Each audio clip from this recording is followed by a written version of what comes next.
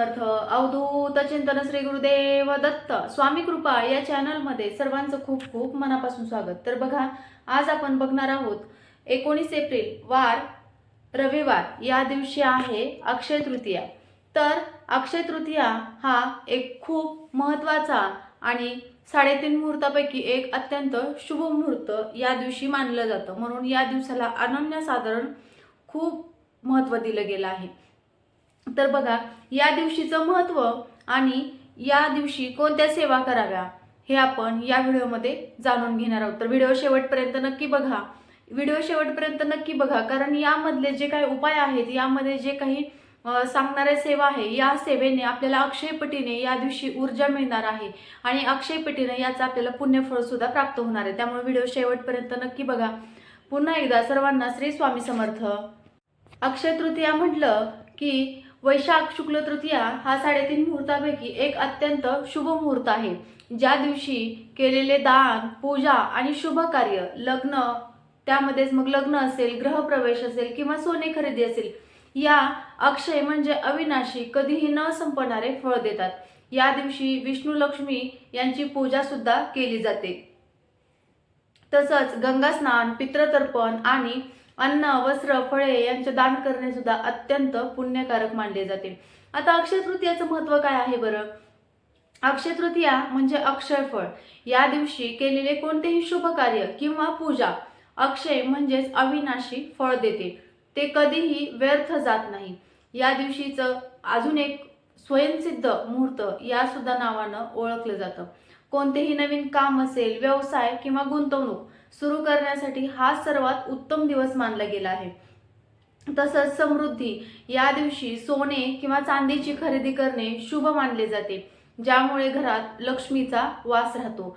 तसंच या दिवशी पितृतर्पण सुद्धा केलं जातं. पूर्वजांना तृप्त करण्यासाठी या दिवशी दान, धर्म आणि तर्पण सुद्धा केलं जातं. त्याचप्रमाणे या दिवशी आपण अजून कोणत्या सेवा करणार आहोत? तर बघा, या दिवशी आपल्याला ज्या काही सेवा करायच्या आहेत, जे काही धार्मिक विधी करायचे आहेत, ते अत्यंत महत्त्वाचे आणि शुभ मानले जातात. या दिवशी केलेले जप, तप, अन्य असे काही असंख्य सेवा असतील किंवा दानधर्म असतील, याला अक्षयपटीनं फळ देणारी मानले जाते. आता यामध्ये आपण बघितलंच आहे, जसं की श्री विष्णू आणि लक्ष्मी पूजा. जसे की सकाळी आपल्याला या दिवशी लवकर उठून सुशुरभूत व्हायचं आहे. सुशुरभूत झाल्याच्या नंतर आपल्याला सूर्यदेवाला अर्घ्य द्यायचा आहे आणि सूर्यदेवाला अर्घ्य देऊन तसंच आपल्याला तुळशी मातेला सुद्धा आपल्याला अर्घ्य द्यायचा आहे.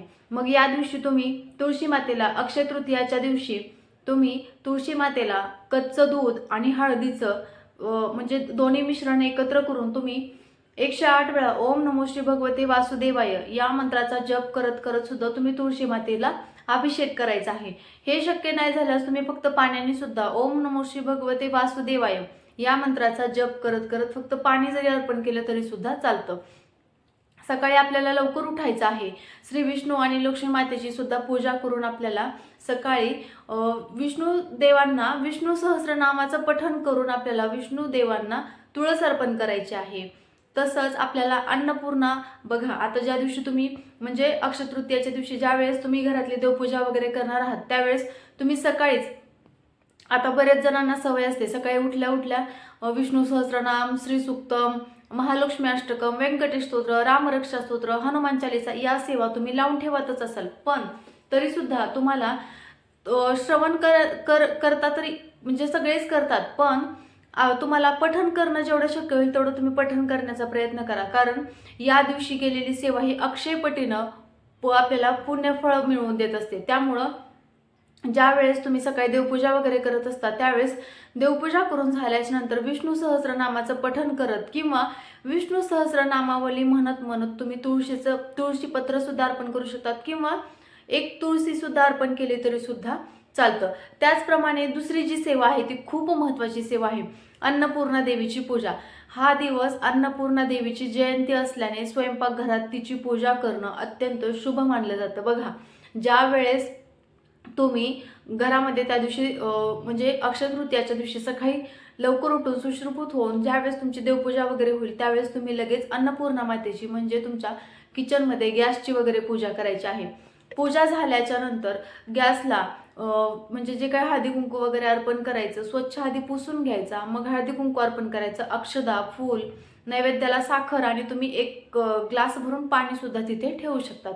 हे सगळं झाल्याच्या नंतर गायत्री मातेला प्रार्थना करायची, हे गायत्री माता, माझ्या घरामध्ये कधीही अन्नधान्याची कमी पडू देऊ नको, माझ्या घरामध्ये लक्ष्मी प्राप्तीची कधीही कमी पडू देऊ नको आणि तुझा वास माझ्या घरामध्ये नेहमी राहू दे, हीच तुझ्या चरणी प्रार्थना. आणि माझ्या स्वयंपाकामध्ये आणि मी जो स्वयंपाक करते तो माझ्या हातामध्ये सुद्धा तुझा गोडवा कायम राहू दे आणि तुझा आशीर्वाद प्रत्येक वेळेस ज्या वेळेस मी स्वयंपाक करत असते त्यावेळेस तो मी केलेला स्वयंपाक हा एकदम प्रसादासारखा व्हावा, हीच तुझ्या चरणी प्रार्थना असं म्हणायचं. आणि त्या दिवशी सुद्धा तुम्ही ज्यावेळेस स्वयंपाक, आता रोज तुम्हाला ही सवय पाहिजेच, ज्यावेळेस तुम्ही स्वयंपाक करणार आहात त्यावेळेस छोटीशी चपाती नैवेद्य करून गॅसला रोज ठेवायचा असतो. मग तुमच्याकडे गॅस असेल किंवा चूल असेल, पण ही सवय विसरू नका. याने खूप छान अनुभव येतो, तुम्ही स्वतः घेऊन बघा. ज्या वेळेस पण तुम्ही स्वयंपाक करणार आहात, ओम भूर्भुवः स्वः तस्य वितुर्वरेण्यं भर्गो देवस्य धीमहि तन्नो लक्ष्मी प्रचोदयात, असं सुद्धा तुम्ही म्हणत या मंत्राचा जप करत करत सुद्धा तुम्ही गॅसची पूजा करून स्वयंपाक करत करत सुद्धा हा गायत्री मंत्र म्हणा किंवा लक्ष्मी गायत्री मंत्र म्हणा, विष्णू गायत्री मंत्र म्हणा किंवा ओम नमो श्री अन्नपूर्ण देवताभ्यो नमः एवढा जरी म्हटला तरी खूप झालं. रोज स्वयंपाक करताना सुद्धा या मंत्राचं पठण जितक्या वेळा होईल तितक्या वेळा करण्याचा प्रयत्न करा. अक्षय तृतीयाच्या दिवशी सुद्धा तुम्हाला गॅसची पूजा वगैरे करून त्या दिवशी सुद्धा तुम्हाला नैवेद्य गॅसला दाखवायचा आहे आणि त्याला सुद्धा प्रार्थना करायची आहे. तसंच आता बघा, अक्षय तृतीयाला आपण दान काय करावं हे सुद्धा आपल्याला खूप मोठा प्रश्न पडतो आणि या दिवशीचे सुद्धा काही गोष्टी दान करण्याला सुद्धा अनन्यसाधारण महत्व आहे. काय दान करायचं तर बघा, जसं की आता उन्हाळा खूप आहे, उन्हाळा असल्याने आपण पाणी दान करणं किंवा एखादा माठ दान करणं किंवा बिस्लरी बॉटल एखाद्या धार्मिक ठिकाणी नेऊन वाटणं हे सुद्धा खूप श्रेष्ठ मानलं जातं. बघा, मी मागच्या व्हिडिओमध्ये सुद्धा म्हटलं होतं, ज्यावेळेस आपण हे करत असतो त्या दिवशी आपले अक्षय तृतीयाच्या दिवशी प्रत्येकाचे पित्र हे तृप्त होऊन आशीर्वाद देत असतात आणि त्यावेळेस आपण जे हे करत असतो त्यावेळेस कुठल्या ना कुठल्या रूपातून आपले पित्र आपल्याला आशीर्वाद देऊन जातात आणि मन तृप्त होतं आणि तो त्यांचा आशीर्वाद हा आपल्याला अक्षय म्हणजे कायमस्वरूपी आपल्या पाठीशी राहत असतो असं सुद्धा म्हटलं आहे. त्याचप्रमाणे अन्नधान्यामध्ये गहू असतील, तांदूळ असतील, सातू असतील, हे सुद्धा दान करायचं आहे.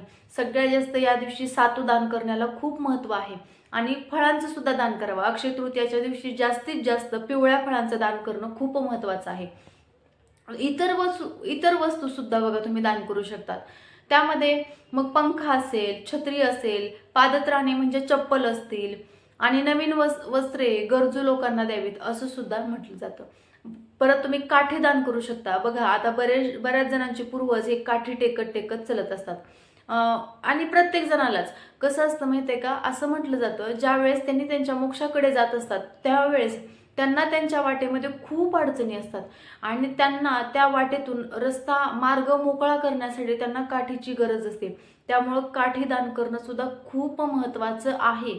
छत्री, काठी अशा वस्तू आहेत, या दिवशी आवर्जून दान कराव्या. त्याचप्रमाणे आता इतर धार्मिक सेवा पण आपण करू शकतो बरं का.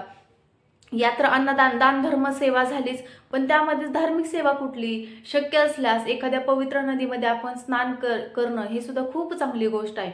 त्यामुळं किंवा तुम्हाला पवित्र ठिकाणी नाही जाणं झालं तर एखाद्या आंघोळीच्या पाण्यामध्ये गंगाजळ टाकून सुद्धा तुम्ही स्नान केल्यामुळे सुद्धा तुम्हाला खूप पटीनं पुण्य मिळत असतं. त्याचप्रमाणे तुळशीची सेवा मी तुम्हाला जसं सांगितलं तसंच. आणि ओम नमो श्री भगवते वासुदेवाय म्हणत तुम्हाला 11 प्रदक्षिणा सुद्धा घालायच्या आहेत बरं का. 11 प्रदक्षिणा घालायच्या आहेत. तसंच संध्याकाळी सुद्धा दिवाळी लागणीच्या वेळेला तुम्हाला तुळशी मातेला तुपाचा दिवा लावायचा आहे आणि सकाळी सुद्धा तुम्हाला तुपाचा दिवा, धूप, दीप सगळं करायचं आहे, सकाळी पण आणि संध्याकाळी पण. त्याचप्रमाणे खूप जास्त बघा, आता आपण म्हणतो गाई मातेमध्ये 33 कोटी देव असतात, त्यामुळं गाईला सुद्धा या दिवशी हिरवा चारा किंवा गवत हे जर नसेल शक्य तर हरभऱ्याची डाळ आणि गुळ सुद्धा तुम्ही खाऊ घालू शकतात. आता बघा, अशी सुद्धा सेवा आहे की अक्षय म्हणजे इतर वेळेस पण तुम्ही गुरुवारी असेल, शुक्रवारी असेल, तुम्ही गाईला तुमच्या मनातील इच्छा बोलून तुम्ही गाईला हरभऱ्याची डाळ आणि गूळ खाऊ घातल्याने सुद्धा तुमच्या इच्छा पूर्ण होतात असं सुद्धा म्हटलं जातं. याचबरोबर आपले प्रयत्न आणि आपले कर्म व्यवस्थित असेल ना, आपली कुठलीही गोष्ट लवकर घडून येते. तसंच आध्यात्मिक गोष्टीची तडजोड असणं खूप महत्त्वाचं आहे.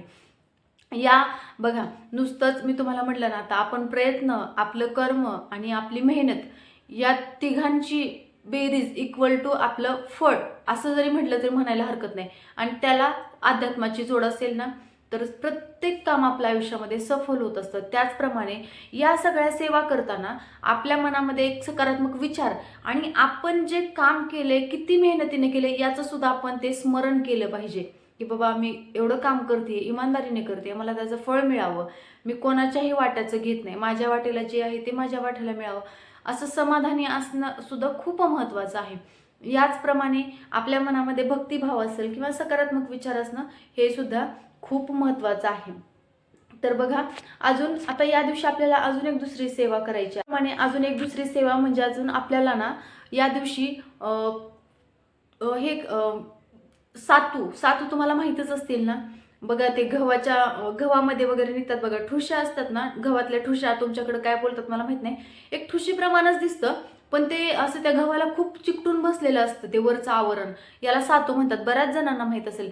या दिवशी सातू दान करणं हे अत्यंत शुभ मानलं जातं. बघा, दुकानामध्ये, कुठेही किराणा दुकानामध्ये तुम्ही गेलात ना, तुम्हाला म्हणजे एखादे तुम्ही मागितले 1 छटाक 2 छटाक असं पाव किलो द्या, अर्धा किलो द्या, असं जरी मागितलं आणि तुम्ही एखाद्या धार्मिक ठिकाणी जाऊन जरी थोडे थोडे सातू त्या दिवशी सगळ्यांना वाटले तरी सुद्धा हे खूप पुण्यकारक म्हटलं आहे.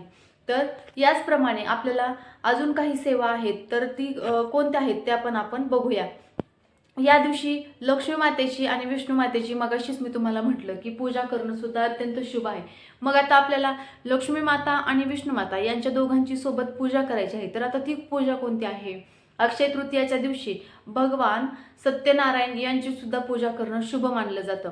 तर बघा, या दिवशी सत्यनारायण असतील किंवा बाकीच्या सेवा असतील, या सुद्धा आपल्याला केल्यामुळं अक्षयपटीनं फळ याचं सुद्धा मिळणार आहे.